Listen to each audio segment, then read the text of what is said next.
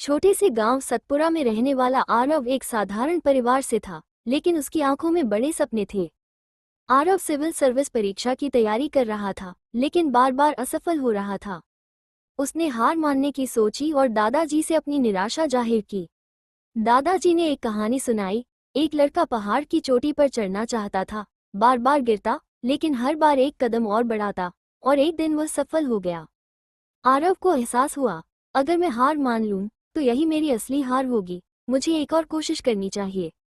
अगले 6 महीने आरव ने दिन रात मेहनत की। वो अपनी गलतियों से सीख रहा था और इस बार वो पूरे आत्मविश्वास के साथ परीक्षा देने गया। जब रिजल्ट आया तो आरव सफल हो चुका था। आरव अब गांव में प्रेरणा बन चुका था। असफलता केवल एक सबक है, हार नहीं। अगर तुम अपने सपनों की ओर बढ़ते रहोगे तो मंजिल जरूर मिलेगी।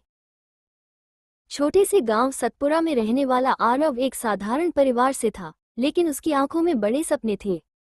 आरव सिविल सर्विस परीक्षा की तैयारी कर रहा था, लेकिन बार बार असफल हो रहा था। उसने हार मानने की सोची और दादाजी से अपनी निराशा जाहिर की। दादाजी ने एक कहानी सुनाई।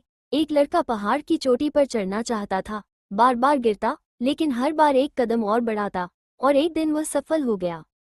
आरव को एहसास हुआ, अगर मैं हार मान लूं, तो यही मेरी असली हार होगी। मुझे एक और कोशिश करनी चाहिए। अगले 6 महीने आरव ने दिन रात मेहनत की। वो अपनी गलतियों से सीख रहा था और इस बार वो पूरे आत्मविश्वास के साथ परीक्षा देने गया। जब रिजल्ट आया तो आरव सफल हो चुका था। आरव अब गांव में प्रेरणा बन चुका था। असफलता केवल एक सबक है, हार नहीं। अगर तुम अपने सपनों की ओर बढ़ते रहोगे तो मंजिल जरूर मिलेगी।